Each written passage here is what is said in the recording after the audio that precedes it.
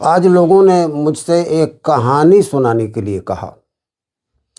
सोचने लगा कौन सी कहानी सुनाऊं। मन में आया कि हमारा और आपका जीवन तो खुद में एक बहुत बड़ी कहानी है। ऐसा उपन्यास जो कभी समाप्त नहीं होता। उसके छोटे दायरे को लेकर के मैंने ये प्रसंग बनाया। शीर्षक रखा कटी पतंग। मकर संक्रांति का दिन था। बालकों में पतंगबाजी की प्रतियोगिताएं हुआ करती थीं। महीनों से ये कार्यक्रम चलता रहता है। कोई किसी की पतंग काटता, कोई किसी की पतंग लूटता। जिसकी पतंग जहां जाती लूटने के लिए लड़कों का झुंड उमड़ पड़ता। शुभम ने कल्लू की पतंग काट दिया। पतंग प्रमिला की छत पर गिरी। तीनों में आपस में विवाद होने लगा। प्रमिला ने कहा पतंग मेरी है। शुभम ने कहा हमने काटा है, हमारी है। और कल्लू ने कहा कि पतंग तो हमारी थी। अजीब सवाल मेरे सामने आया। अब तीनों को कैसे संतुष्ट किया जाए। बाल मन को संतुष्ट करना आसान भी है और कठिन भी। तो हमने कहा कि ठीक है, प्रमिला की छत पर गिरा, प्रमिला पतंग को ले ले। और मेरे पास कुछ पतंग गिरी हुई थी जिनको हमने बच्चों के लिए ही रखा था। 2 पतंग कल्लू और शुभम को दे दिया। तीनों संतुष्ट हुए और गए। बात आई गई हो गई।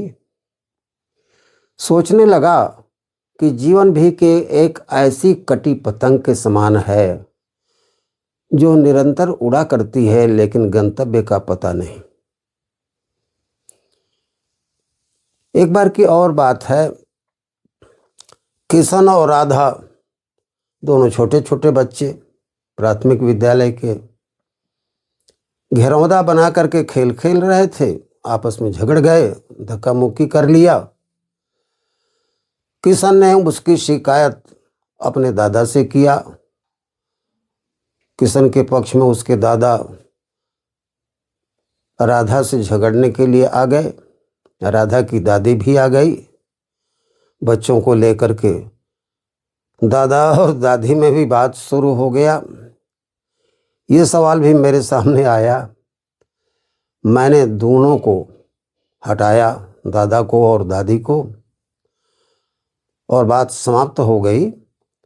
इसके बाद किशन और राधा दोनों खेलने लगे। मैं सोचने लगा कि ये लड़के तो बड़कों से भी ज्यादा बुद्धिमान हैं। बात सोचता रहा। इसी बीच में किशन ने मुझसे सवाल कर दिया, भैया जी, हमारे दादा और राधा की दादी ये दोनों आपसे डरते हैं? हमने कहा हाँ। क्यों डरते हैं? हमने कहा ये दोनों मुझसे छोटे हैं। किशन ने कहा हमारे दादा तो आपसे बड़े हैं। मैं सोचने लग गया ये बाल मन कितनी लंबी उड़ान भर रहा है। वास्तव में उसके दादा लंबाई में हमसे कुछ बड़े थे, इस ख्याल से उसने कहा। और हमने कहा था कि उम्र में छोटे हैं। हमने समझाया, हमने कहा बेटा तुम तो हमारे गुरु हो गए। ये दोनों घटनाएं ये बताती हैं कि अध्यापक छात्र को पढ़ाता ही नहीं, छात्र से पढ़ता भी है। लंबे जीवन की ये कहानियां हैं जिन कहानियों में बड़ा उद्देश्य छिपा हुआ है। मुझे अब अपने बचपन की याद आने लगी। बचपन में हम लोग भी इसी तरह से खेला करते थे। खेल खेल में झगड़ा भी करते और फिर मिल भी जाते। एक समय की बात है, हम लोग खेल खेलते रहे, दो बालक और साथी भी रहे, एक लड़का था एक लड़की भी थी। आपस में झगड़े थे, परिवार वालों से शिकायत किया। अभी अभी जैसा कि राधा और कृष्ण के बारे में बताया था, किशन के बारे में, कैसे लड़के आपस में मिल जाते हैं, लेकिन बड़कों को इससे नसीहत लेनी चाहिए कि ये लड़के हम बड़कों से भी बड़े हैं। आपस में खेल में झगड़ा किया, जीवन को खेल समझा और फिर आपस में मिल करके प्रेम भाव से रहने लगे। राधा ने किशन से कहा कि किशन, अब हम तुमको नहीं खिलाएंगी। आंख में आंसू भरकर किशन बोला, काहे नहीं खिलाओगी? क्या तुम अपने दादा से शिकायत कर देते हो और दादा दादी का झगड़ा हो जाता है, इसलिए हम नहीं खिलाएंगे? किशन ने कहा कि दीदी मुझे माफ़ कर दो, मैं कान पकड़ रहा हूँ, अब शिकायत नहीं करूँगा। अब कितना हूँ मारोगी, लेकिन मैं घर पर शिकायत नहीं करूँगा। दोनों मिलकर के खेलने लगे। अजीब जिंदगी का खेल है ये, किस तरह से बच्चे खेलते हैं, उनका आसमान कितना विस्तृत होता है, इसकी कल्पना आप नहीं कर सकते। चाहे राजा का लड़का हो या रंक का, वो सभी राजा से बड़े शहंशाह होते, क्योंकि वहाँ राजत्व और रंकत्व का कोई सवाल नहीं होता। जिंदगी इस तरह से जीना चाहिए। अगर ये भाव अंत तक बना रहे तो पतंग जो उड़ती है आसमान में, उसका मर्म समझ में आ जाएगा। बचपन में उड़ने वाली पतंग खुले आसमान में उड़ती है, अनंत अंतरिक्ष उसके उड़ने के लिए होता है। जैसे जैसे उम्र बढ़ती है, पतंग तो वही रहती है, डोर भी हाथ में रहती है, लेकिन आसमान सिकुड़ने लगता है। जो व्यापक आसमान बचपन में रहता, वह तरुणाई में सिकुड़ के छोटा हो जाता, और जब वृद्धावस्था आ जाती तब तो क्या पूछना, पतंग उड़ाने की सामर्थ्य ही नहीं रह जाती। ये जीवन की गाथा है। बचपन में एक कविता मुझको याद आती है। कविता बनाने का थोड़ा शौक भी था,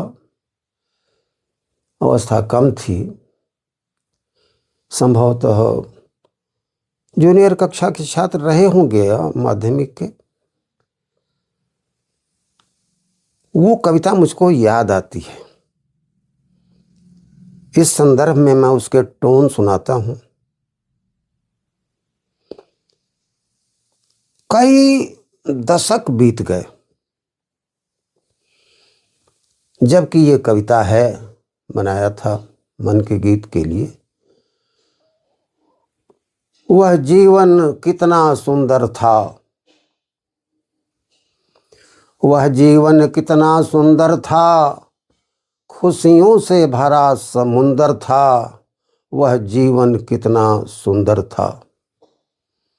माता ने मुझे सुलाया था, दादी ने लोरी गाया था, दादा ने अंगुली पकड़ पकड़ हमको चलना सिखलाया था।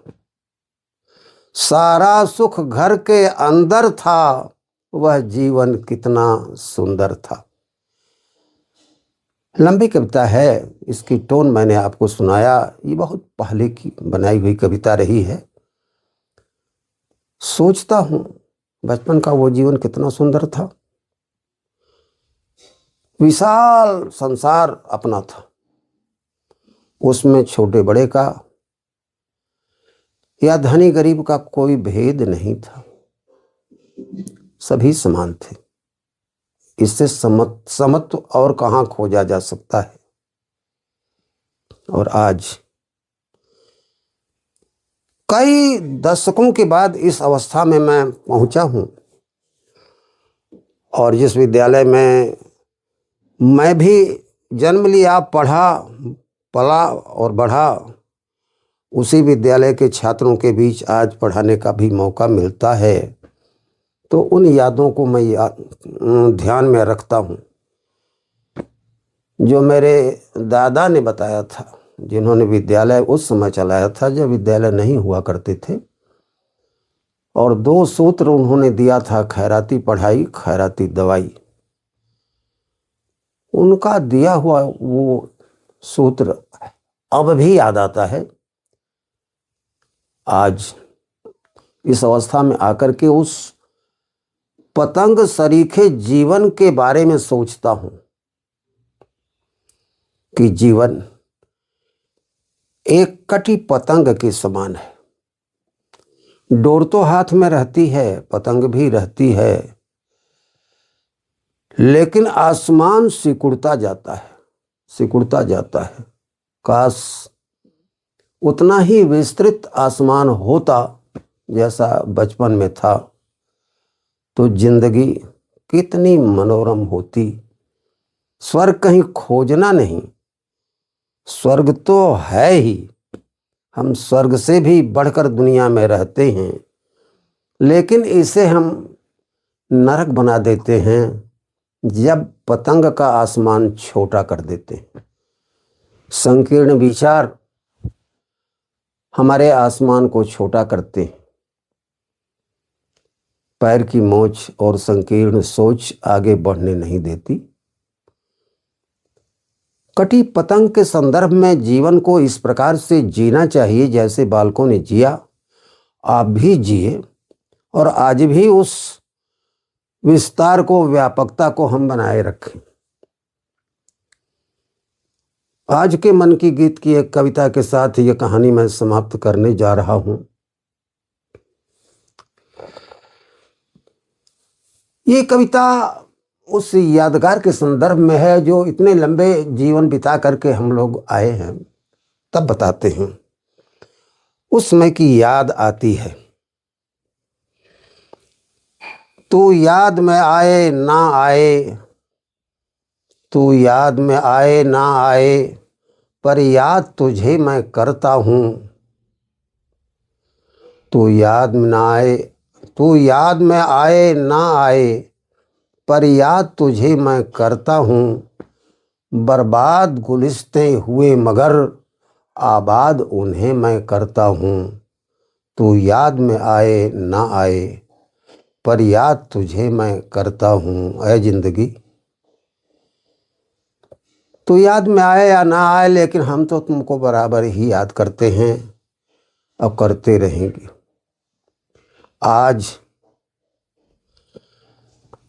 की स्थिति में जब मनुष्य पहुंचा, वार्धक्य से आखिरी सिरे पर आया, तीर पर आने के बाद उसे याद आता है जीवन कैसा था और कैसा है। यदि वो चाहे तो अनुभव की थाती से इसको सजा सकता है, और यही यादें उसे कहानी के रूप में प्रस्तुत करने को बाध्य होती हैं। आज बालकों के प्रस्ताव पर कटी पतंग की हमने कहानी सुनाया। कई दशक बीत चुके हैं, लेकिन पतंग वही है, डोर वही है, लेकिन आसमान वह नहीं रहा। आसमान कटता गया। बचपन में पतंग के लिए खुला आसमान व्यापक था, अनंत था। उम्र बढ़ती गई, आसमान छोटा होता गया, पतंग कटती गई, और आज वृद्धावस्था में आने के बाद तो हाथ पतंग उड़ाने के लायक ही नहीं रहे। बड़ी बात सोचने में आती है कि क्या अजीब है ये जिंदगी। बचपन से लेकर के अब तक की यात्रा में हम लोगों ने समय का विस्तार तो किया, लेकिन विचार के दायरे का विस्तार न करके संकीर्ण होते गए।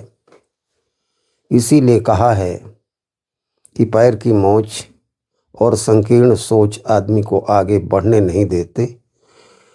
काश बचपन का खुला अनंत आकाश आज भी होता, तो फिर उस पतंग का आनंद हमें मिलता। लेकिन आकाश छोटा करके पतंग को काटने की चेष्टा है। अरे मन न कर। इसी पर यह गीत अब गाया था। तो याद में आए ना आए, पर याद तुझे मैं करता हूँ। बर्बाद गुलिस्ते हुए मगर आबाद उन्हें मैं करता हूँ। खुद विरह वेदना से उपजी कविता के नीर बहाता हूँ। तरुणाई के दिन बीत गए, अब सांध्य गीत मैं गाता हूँ। अब सांध्य गीत मैं गाता हूँ। ये रही जिंदगी की कहानी। ये रही जिंदगी एक कटी पतंग, जिस पतंग की डोर तो है, आसमान छोटा हो गया। नींद मेरी खुल गई और मैं जब जागा तो देख रहा हूं कि यह सब का सब तो सपना था। अस्तु। जय जगत।